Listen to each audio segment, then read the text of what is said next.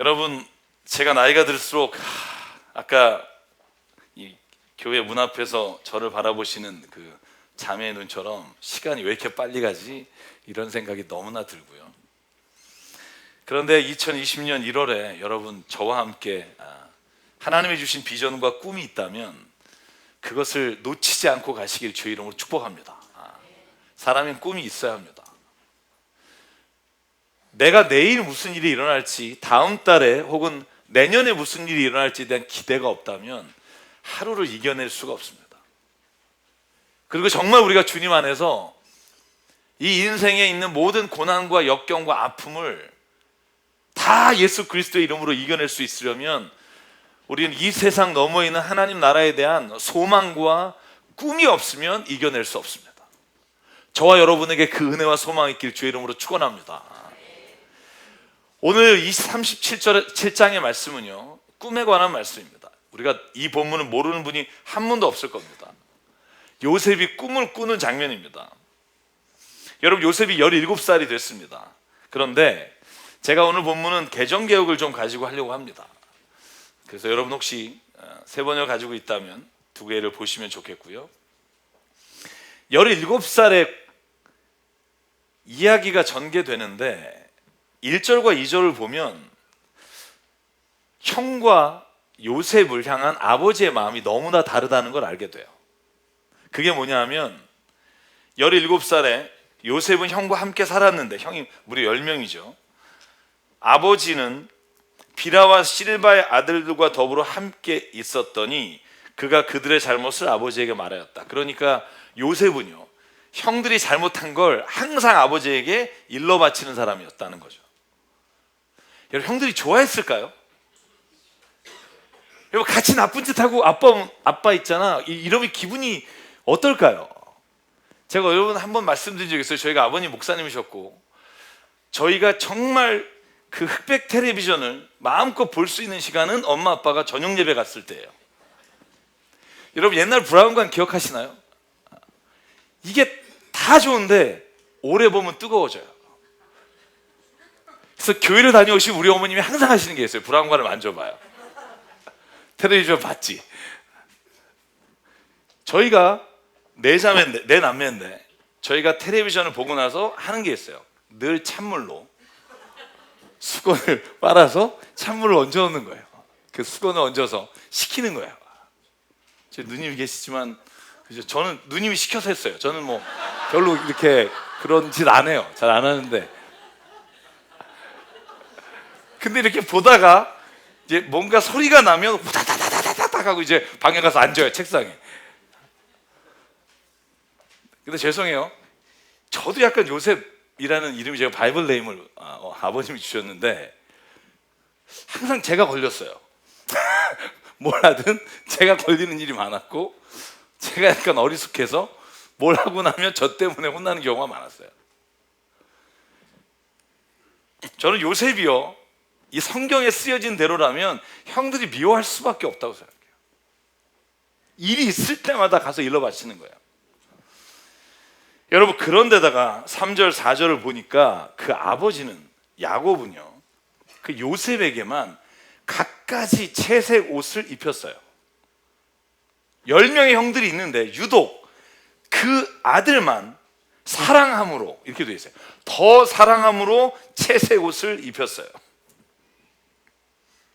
그러니까 4절에 보면 형들은 그 아이에게, 요셉에게 무슨 말을 하려고 하다가도 아버지한테 혼날까봐 계속 말을 못하는 거예요. 그러니까 점점 더 거리가 멀어지는 거예요. 차라리 불만이 있으면 말을 할 수 있으면 좋은데 아버지가 너무나 사랑하는 걸 알기 때문에 혼내지도 못하고 그 미움이 축적되기 시작하는 거예요. 여러분, 저는요, 오늘 요셉의 이야기를 보면서 우리가 선입견이 있어. 그게 뭐냐면 요셉은 착한 애, 요셉은 하나님의 꿈을 이룬 사람, 나머지 형제는 쓰레기, 동생을 팔아먹은 사람. 근데 여러분, 성경을 좀 자세히 보면 저는 그렇게 볼 수만은 없다는 생각을 해요. 성경은요, 그 어떠한 위대한 인물도, 그게 아브라함일지라도 그게 모세일지라도 그가 죄지고 잘못한 것을 숨기지 않습니다. 그리고 그것 자체를 우리가 알고 우리 자신도 그 말씀 안에 비춰 우리를 바라보기를 원하십니다. 여러분, 오늘 이런 가정을요, 우리가 엮이는 가정이라고 그래요. 상담학에서 엮이는 가정은 이렇게 정의가 되어 있어요. 가족 구성원들 사이에 건강하지 않은 관계 유형이 존재해서 부모나 자녀의 정서적인 욕구가 충족되지 않아 문제가 일어나는 가정이에요. 엮이는 가정은요, 모든 가정마다 그 엮이는 게 있다는 걸 아시면 돼요. 여러분, 이 엮이는 가정의 가장 중심에 있는 게 누구냐 하면 야곱이에요.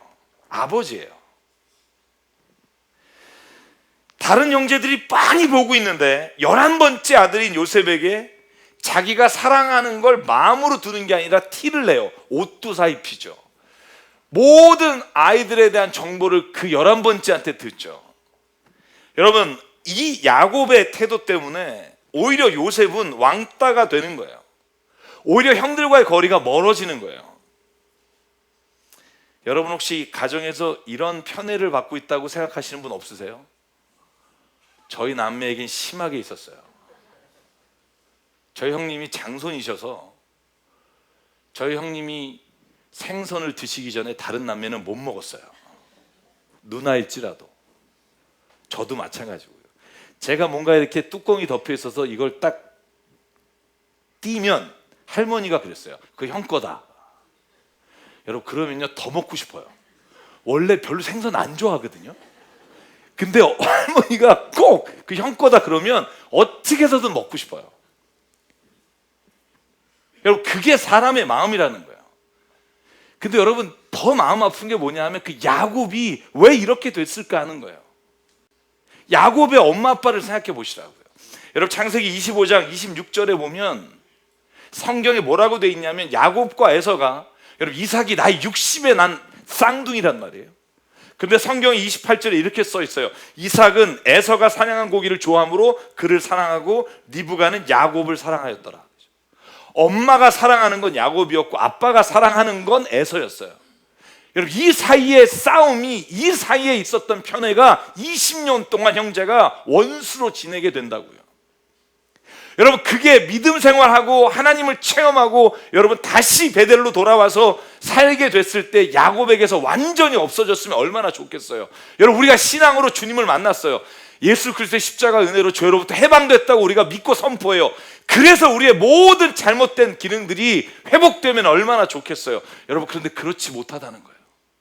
신앙이 있어도 해결되지 않은 문제들이 우리의 정서적이거나 성격적이거나 아니면 가정 안의 기능에 있어서 역기능적인 게 있다는 거예요. 야곱은 아버지의 사랑을 못 받았거든요. 그래서 자기가 사랑하는 라헬이 죽으면서 선물로 준 이 요셉을요 너무나 사랑한 거예요. 사랑 여러분, 저와 여러분에게도 우리가 살아오면서 갖게 되는 아픔들이 있어요. 우리가 모르는 아픔일 수도 있고 아는 아픔일 수도 있고. 그런데 그것이 또 우리의 자녀와 누군가에게 상처를 주고 있다는 걸 알아야 된다고요. 사실 요셉과 형들의 문제는 야곱에게부터 시작된다고 저는 생각해요. 여러분, 편애를 받은 자녀가 어떻게 되냐 하면 딱 요셉처럼 돼요. 여러분, 요셉을 한번 볼까요? 요셉은 문제가 많아요. 여러분, 37장 2절에 보면 아버지에게 잘못을 일러 바쳤다고 여러분에게 말을 했죠. 그래서 눈밖에 난 데다가 옷도 참 독특하게 혼자만 입고 다니는데, 여러분 37장 5절부터 이 요셉이 자기가 꾼 꿈을 형제들한테 얘기하는 거예요. 아빠, 엄마, 형들이 앉아있는데 이렇게 말합니다. 내가 어제 꿈을 꿨는데 이상해. 곡식을 우리가 다 추수해서 볕단을 쌌는데 내 볕단은 벌떡 일어나 쓰고, 와, 어머니 아버지와 10명, 11명의 형제들의 볕단이 나에게 절을 앞뒤다. 얼마나 재수없어요. 한번 생각해 보실래요? 가뜩이나 지금 미워 죽겠는데 내가 꿈을 꿨는데 여러분, 거기까지 참을만 했을 거라고 생각해요. 며칠 있다가 또 와서 꿈 얘기를 하는데, 오늘은 내가 꿈을 꿨는데 와, 해와 달이 그리고 나머지 11개 별이 내 별에게 이렇게 절을 하는 거야. 죽이고 싶었을 거예요.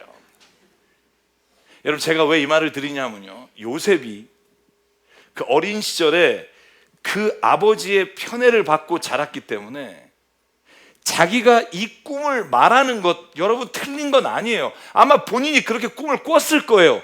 그런데 중요한 건 뭐냐 하면 요셉은 말하는데 지혜가 필요했다는 거예요.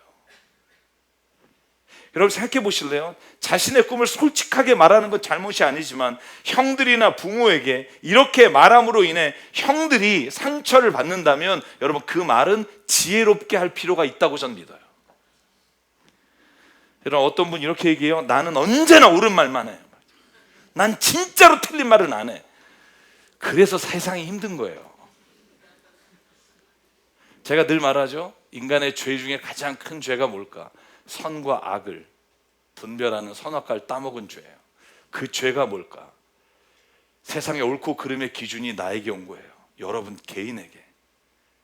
그래서 우리는 내가 옳다고 여기는 걸 상대방을 죽어도 못 봐요.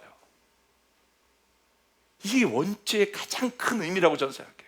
하나님이 옳고 그름의 기준이 된 세상에서 이제 그것을 먹는 순간 우리 안에 내가 옳고 그름의 기준이 되어 상대방을 판단하고 상대방을 정죄하고 상대방의 잘못을 판단하는 것이 우리 안에 가장 본원적으로 있는 전 원죄라고 생각해요.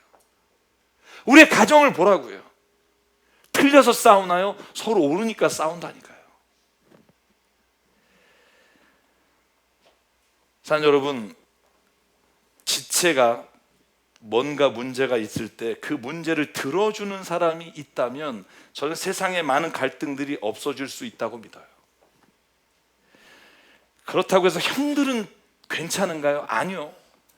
형들 입장에서 요셉을 바라볼 때 아무리 그 동생이 부족하고 꼴보기 싫고 철이 없을지라도 그가 말하는 걸 막내니까 라고, 물론 베냐민이 밑에 있지만 너무 어리기 때문에 우리가 요셉의 말을 그냥 받아주자, 귀엽게 받아주자, 용납하는 마음이 전혀 없는 거예요. 얼마나 미웠으면 자기의 친동생을 죽여버리려고 하다가 아라비아 상인에 팔아 이집트로 팔아 넘기겠습니까? 그런데 잘 보실래요? 10명의 형제 중에 안타까우는 하지만 그 일을 반대하는 자가 없었다고요. 반대하는 말은 했지만 결국은 모든 사람이 요셉의 그 상황과 그 말에 상처받고 아파했다는 걸 알 수 있다고요. 사랑하는 여러분, 저는요 야곱의 가정을 통해 제 자신을 보고요, 우리의 가정의 모습을 보고요, 우리 교회의 모습과 이 나라의 정치의 모습을 봐요. 너무 옳아요. 자기가 아니면 세상이 망해요. 사랑하는 여러분, 저와 여러분에게 오늘 이 말씀을 통해서 우리의 가정과 나를 보는 은혜가 있기를 주의 이름으로 축원합니다. 힘들지만 봐야 합니다.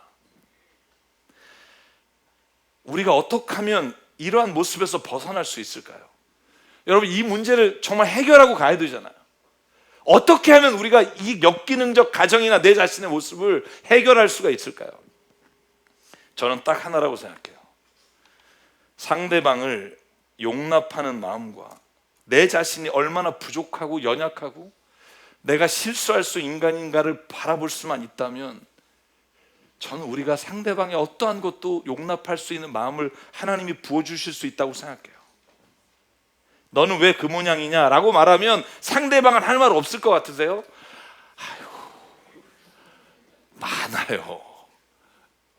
가족 중에 뭐 당신 항상 그래 그러면 그 듣는 당신은 할 말 없을 것 같아요?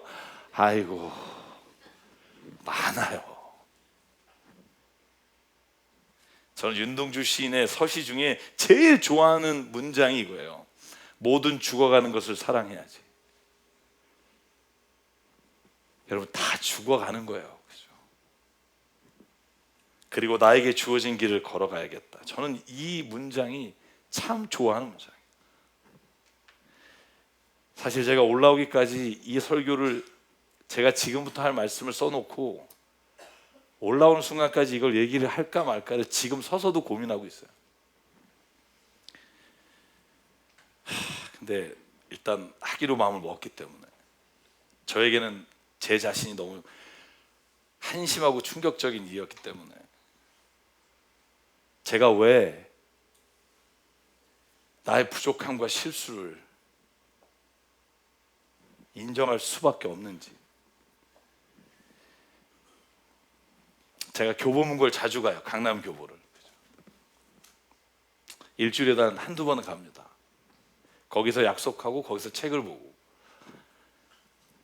근데 강남은 교보는요, 아무리 책을 많이 사도 2시간 이상 무료 주차가 안 돼요.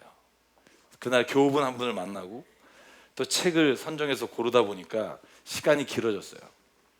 그래서 2시간을 하고 무료 주차를 원래 받는 걸 받고 들어와서 다시 책을 사고 또 책을 산 거로 무료 주차 4시간을 받았어요. 그리고 나갔어요.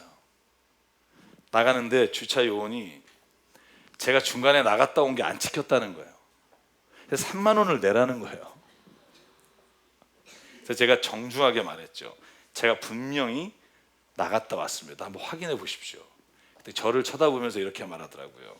기계는 거짓말 안 해요. 거기에서 돌았어요. 제가 나를 거짓말하는 사람으로. 그래서 제가 여러 번 말했어요. 내가 분명히 말하는데 당신 진짜 이런 식으로 하면 안 된다고 화가 나기 시작했어요. 그분들도 똑같이 화를 냈고요. 기계는 거짓말 안 한다는 말은 네가 거짓말 한다는 얘기라는 그 말에 제가 상황실에 올라갔어요. 올라가서 소리를 쳤어요. 이딴 식으로 주차 요원을 뽑냐고. 그리고는요, 근데 여러분 상황실이라는 건 좀 주차하시는 분하고 달라요. 무조건 사과하시더라고요. 미안하다고. 기계가 고장날 수가 있고 컴퓨터는 언제든지 고장날 수 있으니까 진짜 사과한다고 좀 푸시고 가시면 좋겠다고. 이제 화가 안 풀리는 거예요. 그래서 그 사람들에게 사과를 받아야 난 가겠다. 그죠? 그러려면 내가 CCTV를 봐야겠다. 그래서 지하 7층에 내려갔어요. 목사가 생쇼를 했어요. 지하 7층에 가니까 쫙 CCTV가 돼 있더라고요. 제가 들어간 시간, 나온 시간을 얘기하고 확인하기 시작했어요. 확인하는데 그렇게 나오더라고요. 출차 기록이 없습니다. 비디오에도 안 찍혀 있는 거예요. 바로 몇 시간 전인데. 그래서 별의별 생각을 다 해서 진짜 우주에 무슨 이상한 기운이 있나 보다. 뭐부터 왜 이런 일이 일어날까 뭐. 한 3번을 돌려보다가 제가 생각한 게 뭐냐면 들어갈 때 주차는 5층에 했는데 나올 때 3층에서 나왔거든요. 그럼 제가 주차를 한번 뺐다 나온 게 분명한데, 근데 아직도 선명하진 않으나 제가 5층에서 올라오면서 중요한 전화를 받았어요. 그래서 파킹을 하고 전화를 오랫동안 걸고 저는 올라가서 다시 주차를 끊었어요. 제가 나간 적이 없는 거예요.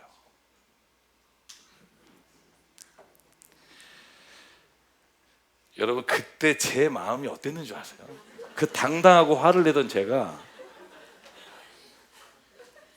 하나님 쥐구멍이 좀 컸으면 좋겠습니다. 막 이런 생각부터. 제가 그게 그날이 제게 얼마나 충격적이었냐면 제가 나오면서 울었던 것 같아요. 왜 내 기억이 이제 끝났구나 내 인생이 막 이런 생각이 들면서 이건 무슨 단기 기억 상실증도 아니고 정말 그 사과하고 나왔는데요.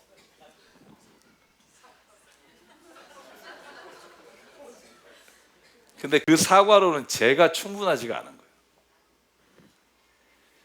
며칠을 멘붕으로 지내다가 음료수 비싼 거 있어요. 사서 상황실을 찾아갔는데 3교대라 이틀을 못 만나고 3일째 만나 뵀어요. 그리고 제가 진짜 거의 무릎을 꿇었어요.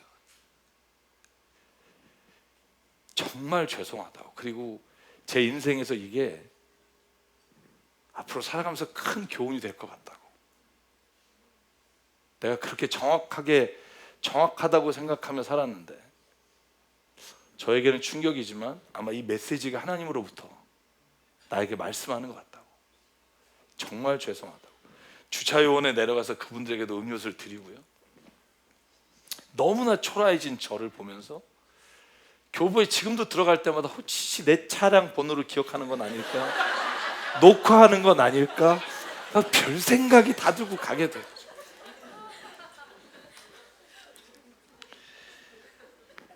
근데 정말 그 이후에 몇 개월이 지났습니다만 제 안에 세상에 내가 용납하지 못할 사람은 없다. 세상에 하나님이 우리를 바라보실 때 그런 눈이실 거다. 우리가 아무리 우리끼리는 큰 죄라고 서로를 경멸하고 정죄할지라도 하나님은 그 모든 사람들을 아시기에 하나하나를 품고 사랑한다고 얘기할 수 있는 분이 유일한 하나님이시다. 정말 나는 아무것도 아니고 너무 부족한 사람이다. 내 기억력과 내가 생각하는 것과 내 판단이 내 모든 것들을 다 해나갈 수 있다고 보지만 결국은 나는 한 미물인 인간에 불과하고 나의 기억력이 아니라 하나님의 은혜 안에 있지 않으면 한순간도 실수하지 않고 살 수가 없다. 그러면서 진심으로 제 안에 마태복음 7장 1절부터 5절까지의 말씀이 제게 들어왔어요. 비판받지 아니하거든 비판하지 말아라.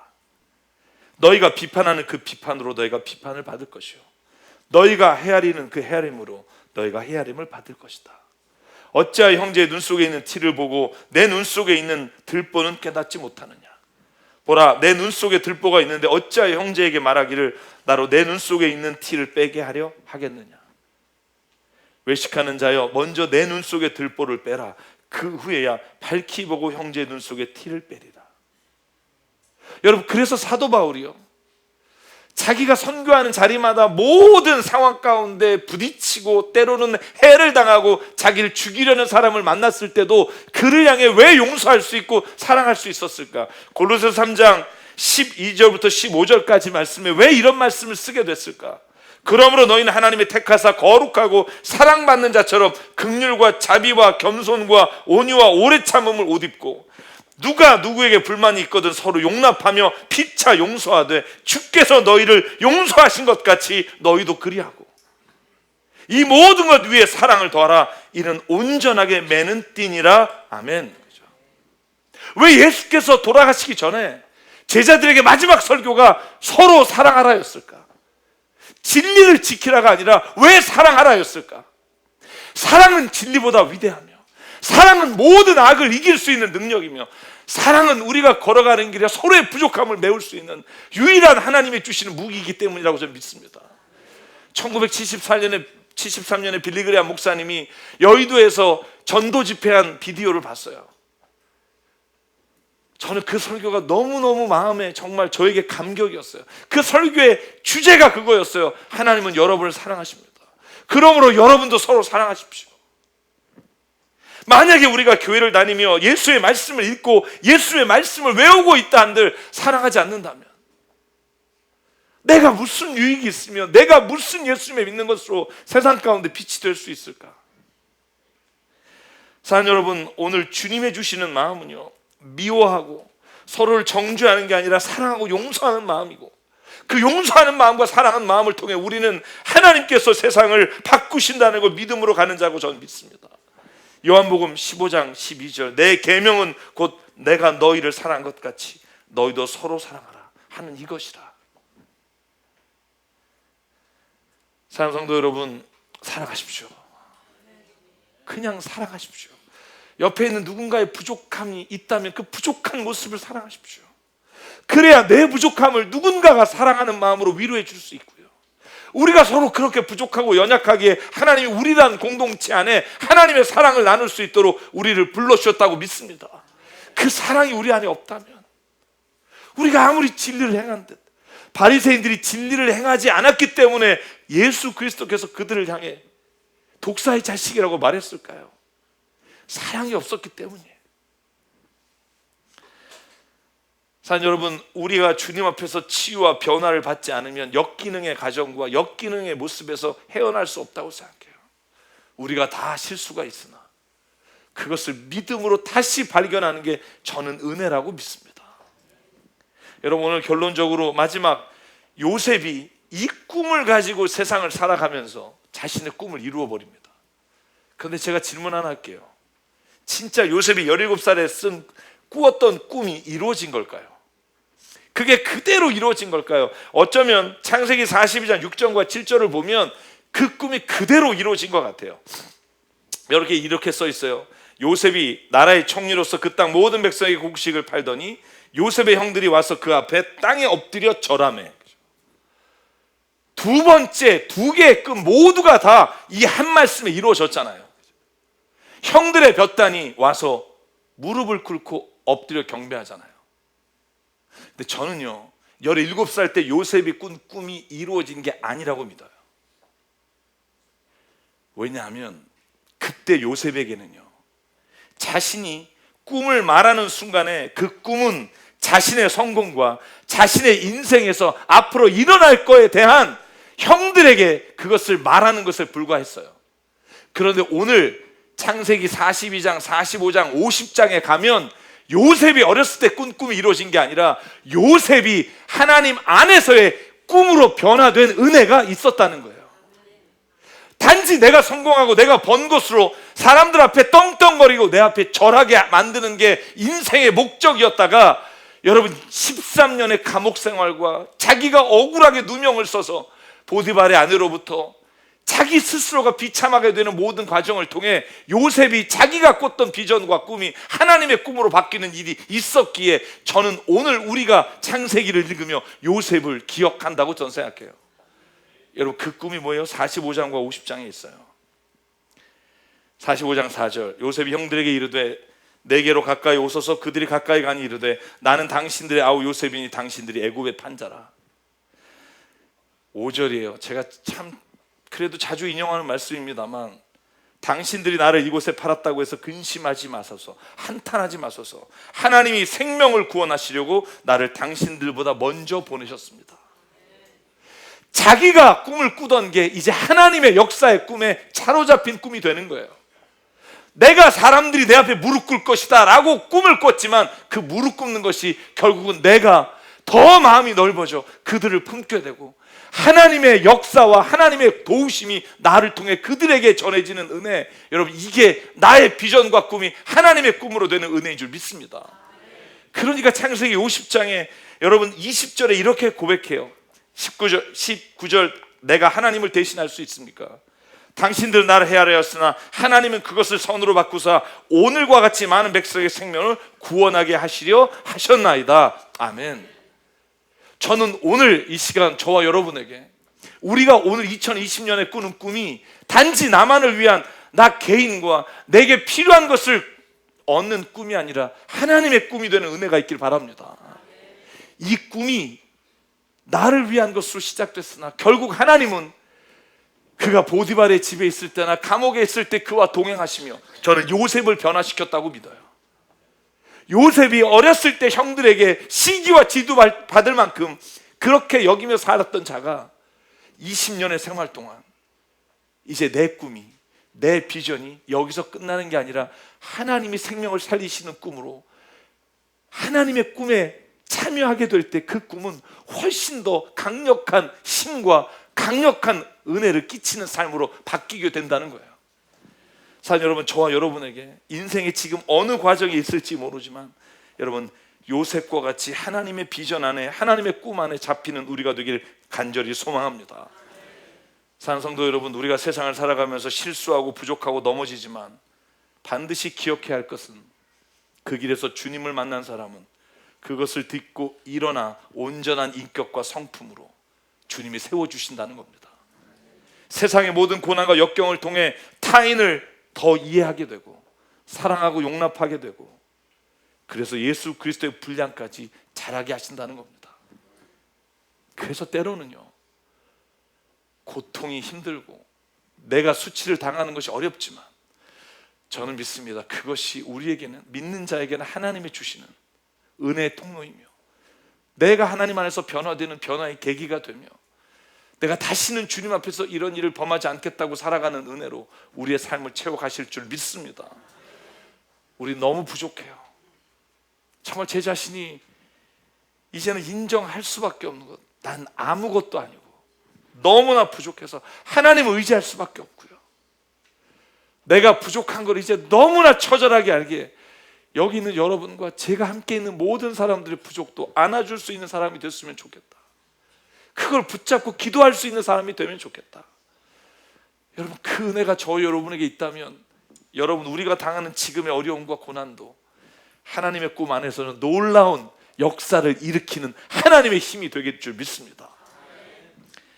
제가 오늘 그래서 이 찬양을 부르면서 오늘 설교를 마감하고 싶어요.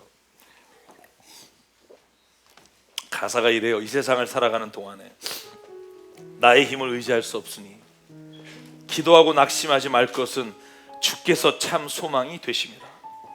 하나님의 꿈이 나의 비전이 되고 예수님의 성품이 나의 인격이 되고 성령님의 권능이 나의 능력이 되기를 원하고 바라고 기도합니다. 저는 이 가사대로 이루어질 줄 믿습니다. 오늘 하나님 그렇게 부족한 내가 아니라 주님을 의지합니다. 이끌어 주시고 하나 되게 해 주시옵소서. 이 세상을 살아가는 동안에 나의 힘을 의지할 수 없으니 기도하고 낙심하지 말 것을 주께서 참 소망이 되심이라. 한 번 더 아까 이 세상을 살아가는 동안에 나의 힘을 의지할 수 없으니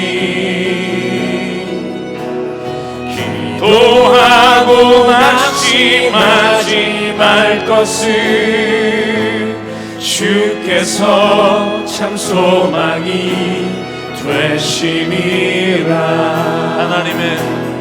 하나님의 꿈이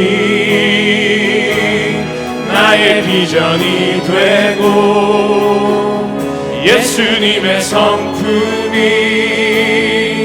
나의 인격이 되고 성령님의 권능이 나의 능력이 되길 원하고 바라고 기도. 우리 2절 가사 다 일어나서 할까요? 주의 길을 걸어가는 동안에 세상의 것 의지할 수 없으니 감사하고 낙심하지 말 것을 주께서 참 기쁨이 되심이라. 하나님의 꿈이 나의 비전이 되고 예수님의 성품이 나의 인격이 되고 성령님의 권능이 나의 능력이 되길 원하고 바라고. 우리 한 번 더 고백하죠. 하나님의 꿈이 나의 비전이 되기를. 하나님의 꿈이 나의 비전이 되고 예수님의 성품이 나의 인격이 되고 성령님의 권능이 나의 능력이 되길 원하고 바라고 기도합니다. 우리 하나님께 기도하겠습니다. 오늘 기도하실 때 하나님, 내 안에 있는 이 교만함과 또 이 분노함과 용납하지 못함과 비난함과 나는 마치 완전한 것처럼 누군가를 향해 쏟아놓는 이것들을 하나님 멈추게 하시고, 아버지 하나님, 주의 사랑으로 용납함과 사랑함과 기쁨과 평안함이 우리를 통해 전해지기를 원합니다. 아버지 하나님, 세상은 가는 길이 다를지라도 주의 자녀들이 가는 길은 그 길을 걷게 하여 주시고, 우리가 우리의 꿈이 우리의 것으로 끝나지 않고 하나님의 꿈이 되게 하여 주시옵소서. 오늘 시간 말씀을 기억하며 나의 모습을 주님 앞에 내놓고 이 시간 한 목소리로 통성하며 결단하며 기도하겠습니다.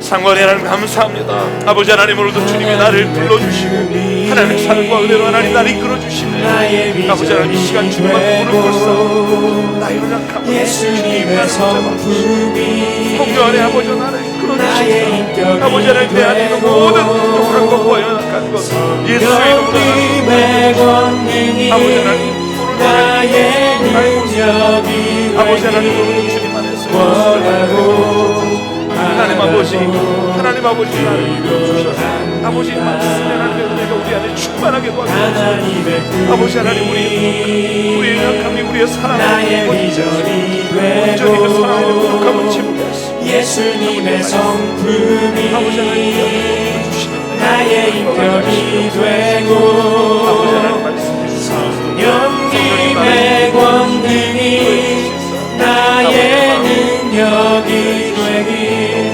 원하고 바라고 기도합니다. 사랑하는 하나님, 오늘 세상 살아가는 것이 정말 힘들고 어렵고 사람들을 만날 때마다 어쩌면 그렇게 나와 생각이 다르고 어쩌면 그렇게 잘못된 것처럼 보이는 일들이 많은지 하나님, 오늘 그것들을 바라보며 우리가 주님의 말씀을 의지하여 새롭게 잘못된 것을 주의 말씀으로 바꿔가는 은혜를 더하여 주시옵소서.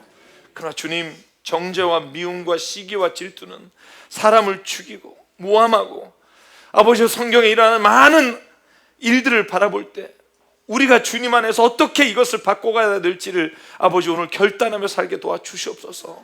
용납하게 하시고 사랑하게 하시고 더 안아주게 하시고 더 우리가 부족함을 서로 연약함을 고백하며 기도할 때 하나님의 능력이 우리의 능력이 되게 하여 주시고 우리가 오늘 꿈꾸는 일들이 하나님 안에서 하나님의 비전이 되어 하나님의 꿈을 같이 살아가는 우리가 되게 하여 주시옵소서. 아버지 하나님, 이 시간 기도합니다. 우리 교회 모든 가정 안에 지금도 있는 역기능을 주님 만져주시고 회복시켜 주시고 내가 먼저 하나님 말씀 안에 그 은혜로 감싸나 이 모든 것들이 하나님 주시는 놀라우신 은혜의 바다로 건너갈 수 있게 하여 주시옵소서. 아버지 하나님, 오늘 우리에게 주신 생명과 시간과 달란트와 모든 물질이 주님의 것으로 알아 이 시간 주님께 예물로 드립니다. 하나님이 헌금에 쓰이는 곳마다 하나님의 나라와 하나님의 뜻이 이루어지게 하여 주시옵소서. 또한 이 시간 우리가 섬기는 25개 교회와 기관들과 선교사님들을 축복해 주셔서 아버지 하나님, 그곳에도 동일한 은혜와 어려움 가운데도 주의 말씀을 지켜나가는 놀라운 역사가 있게 하여 주시옵소서.